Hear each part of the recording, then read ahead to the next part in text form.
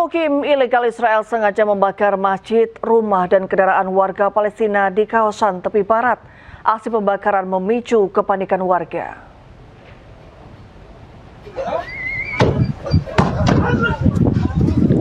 Warga berusaha memadamkan kebakaran Masjid Al-Nur di Desa Burga, Ramallah Utara, tepi barat Palestina. Kebakaran masjid dilakukan sengaja oleh pemukim ilegal Israel. Selain masjid, pemukim ilegal juga membakar kendaraan-kendaraan warga yang terparkir di jalanan. Bahkan pada salah satu kendaraan yang dibakar, masih terdapat pengemudi dan penumpang di dalamnya.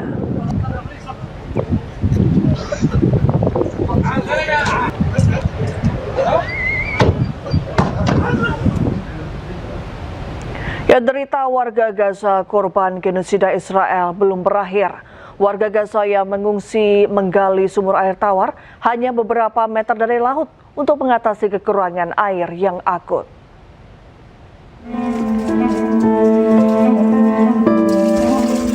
Derita warga Gaza korban genosida Israel belum berakhir. Layaknya mujizat dari Tuhan, warga Gaza yang mengungsi menggali sumur air tawar hanya beberapa meter dari laut untuk mengatasi kekurangan air yang akut. Kelangkaan air yang akut dan suhu yang meningkat menjadi cobaan baru bagi warga Gaza. اللي دفعني اني افحر البير على البحر انه هو ازمه الماء اللي كنا احنا نعاني منها، كنا نعاني من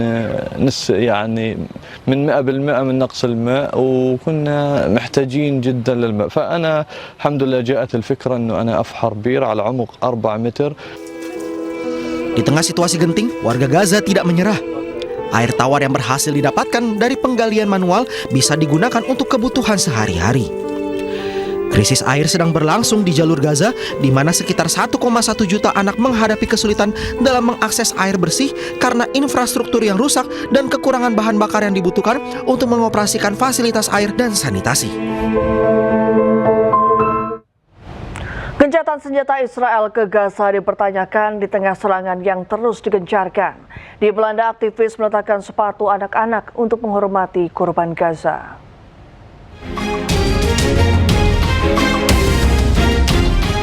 Ratusan pasang sepatu anak-anak diletakkan di Den Bosch pada hari Minggu waktu setempat selama proses peringatan untuk mengenang anak-anak yang tewas dalam serangan Israel di Gaza. Orang-orang berkumpul di sekitar instalasi sepatu di Market Square, sementara penyelenggara membacakan nama-nama anak-anak yang tewas. Papan-papan bertuliskan gambar jurnalis yang dibantai juga terpajang. Since the so-called ceasefire, almost 1,000 Palestinians have been killed. The European governments are not doing anything. The Dutch government isn't doing anything. So we are calling them out on their complicity. And as people, we are asking to intervene, to put sanctions on the Israeli regime and to stop murdering Palestinian children, their parents, families, and end this genocide. Gencatan senjata Israel ke Gaza dipertanyakan di tengah serangan yang terus digencarkan. Total korban jiwa akibat konflik di jalur Gaza bahkan telah melampaui 73.000 orang dengan jumlah korban luka mencapai 173 juta orang sejak serangan pertama pada tahun 2023. Ricuh unjuk rasa terjadi di Jenewa, Swiss. Pengunjuk rasa yang menentang penyelenggaraan konferensi tingkat tinggi G7 merusak gedung hingga membakar mobil.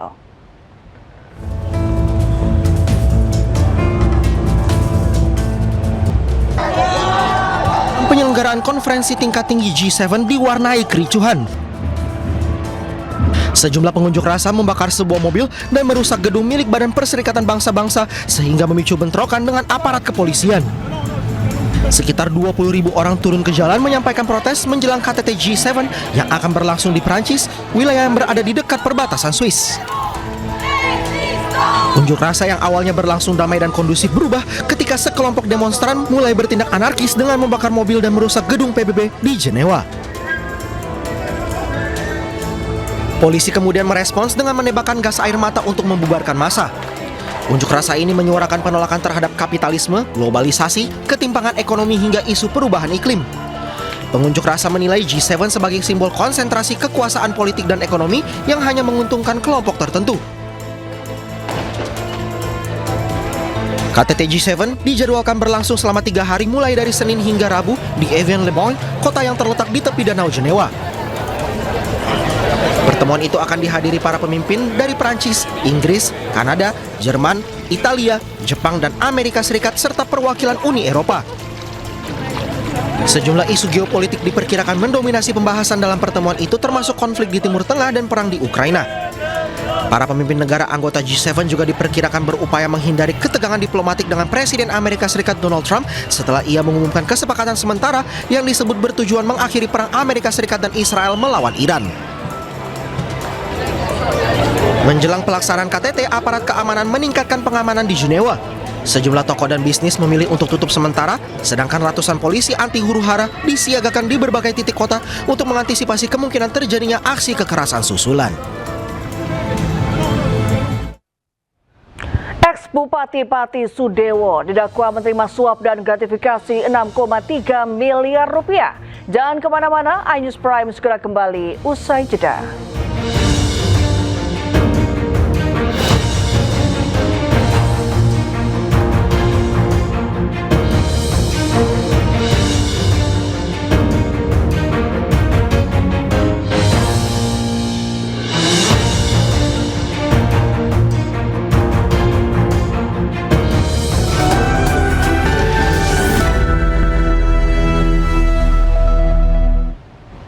Kembali di iNews Prime, pemirsa, Amerika Serikat dan Iran mencapai kesepakatan damai setelah kedua negara bertemu secara virtual pada Minggu. Sejumlah poin penting disepakati kedua negara, termasuk penghentian perang secara menyeluruh.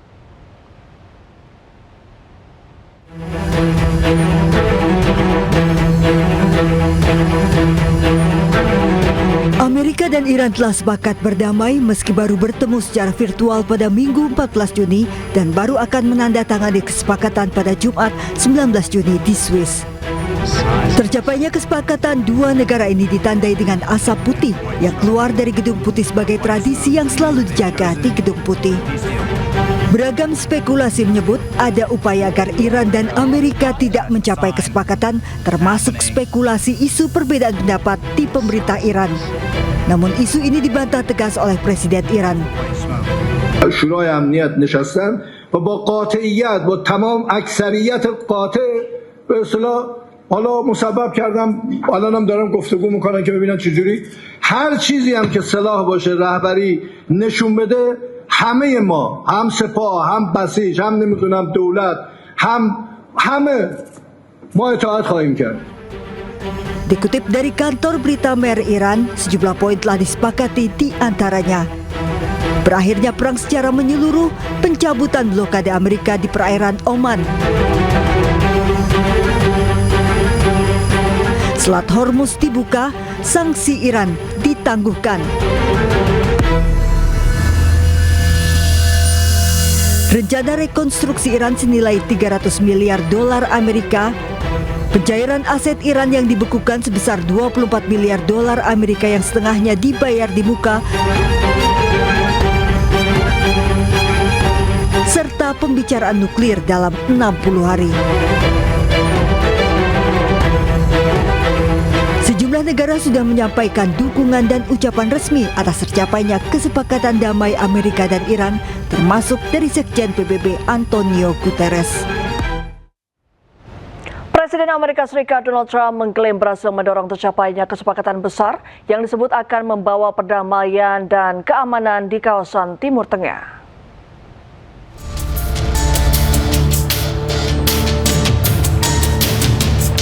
Melalui unggahan di media sosial, Trump menyatakan banyak presiden telah mencoba untuk berdamai dengan Iran dan semuanya gagal. Para pemimpin kawasan ini untuk pertama kalinya menemukan presiden yang mampu membantu mewujudkan perdamaian sejati. Trump juga menyebut dengan dibukanya selat setelah penandatanganan kesepakatan pada hari Jumat 19 Juni 2026 akan memungkinkan pembersihan ranjau serta memulihkan arus distribusi minyak.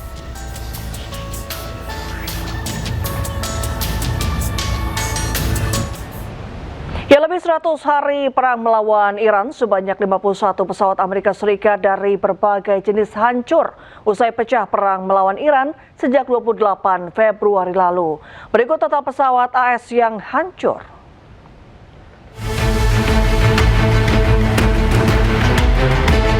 Pesawat Amerika Serikat yang hancur terdampak serangan oleh pasukan Iran, diantaranya pesawat tempur F-15E sebanyak 4 unit, pesawat siluman F-35 Lightning II sebanyak 1 unit, dan pesawat tempur A-10 Thunderbolt juga 1 unit.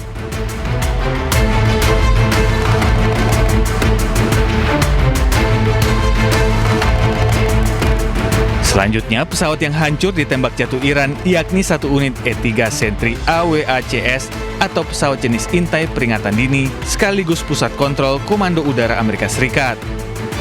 Selanjutnya, 2 unit pesawat angkut Super Hercules Amerika Serikat jenis C-130C juga hancur di wilayah Iran saat operasi penyelamatan pasukan Amerika Serikat di wilayah Iran.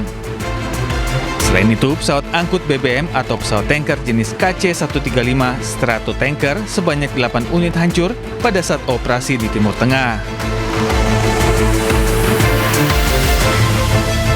Berlanjut ke helikopter AS yang juga jadi korban serangan Iran, salah satunya helikopter Black Hawk jenis HH-60W sebanyak 2 unit. Dan yang terbaru, 1 unit helikopter AH-64 Apache yang diserang oleh drone Shahed di Selat Hormuz. Selanjutnya ada helikopter CH-47 Chinook sebanyak 2 unit yang hancur pada serangan drone Iran di pangkalan Amerika Serikat di Kuwait.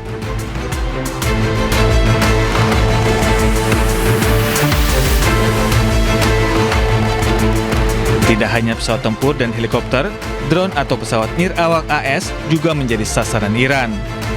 Salah satunya drone MQ-9 Reaper sebanyak 24 unit ditembak jatuh. Selain itu, ada drone MQ-1 Predator sebanyak 2 unit dan drone MQ-4C sebanyak 2 unit.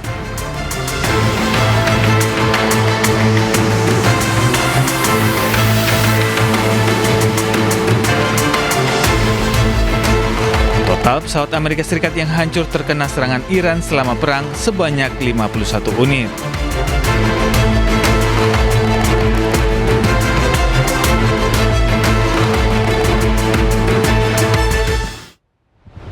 Kesepakatan damai Amerika dan Iran tercapai disambut bahagia warga Lebanon. Pasalnya dalam poin kesepakatan tertuang penghentian perang secara menyeluruh.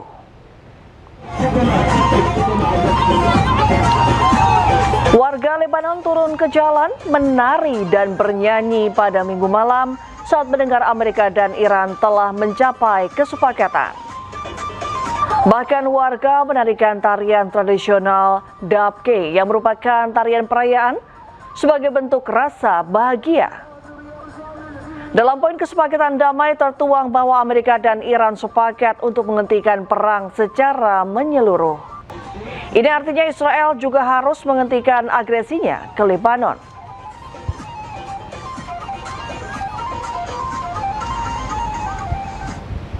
Konflik antara Hizbullah dan Israel di perbatasan Lebanon masih berlangsung. Hizbullah terus melakukan serangan presisi menggunakan drone peledak.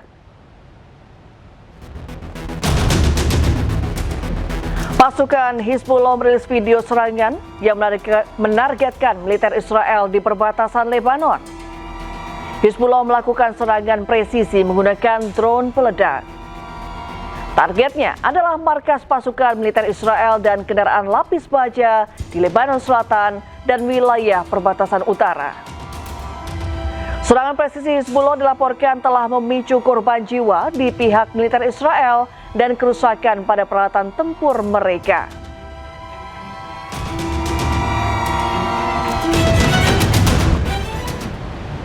Israel mencegah serangan udara pasukan Hizbullah di perbatasan Lebanon.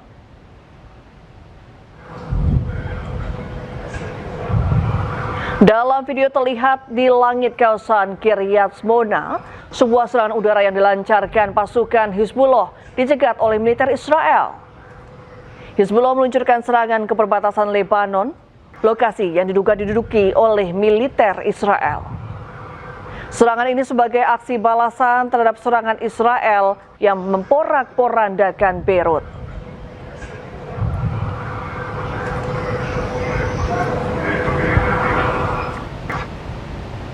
Sebelumnya, serangan udara Israel menghantam apartemen di Beirut, Lebanon jelang kesepakatan damai AS-Iran. 3 orang tewas dan belasan lainnya luka-luka akibat serangan tersebut.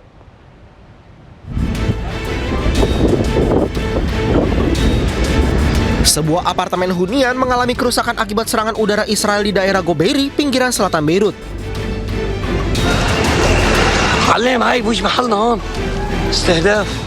3 orang tewas dan 15 lainnya luka-luka dalam serangan ini. Militer Israel berdalih menargetkan pusat komando Hizbullah di Beirut.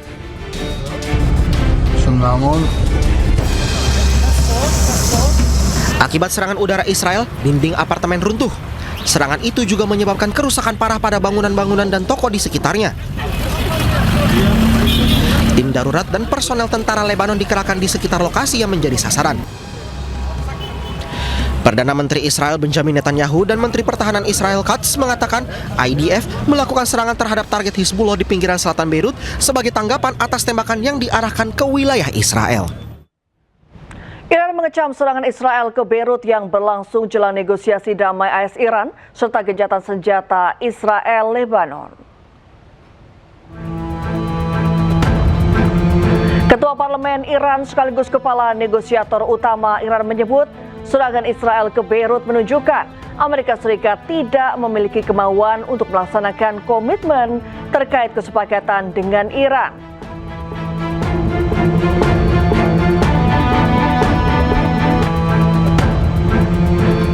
Sementara itu, juru bicara Garda Revolusi Islam Iran IRGZ Ebrahim Zulfaghari mengatakan serangan Israel ke Beirut terjadi di tengah kesepakatan AS-Iran.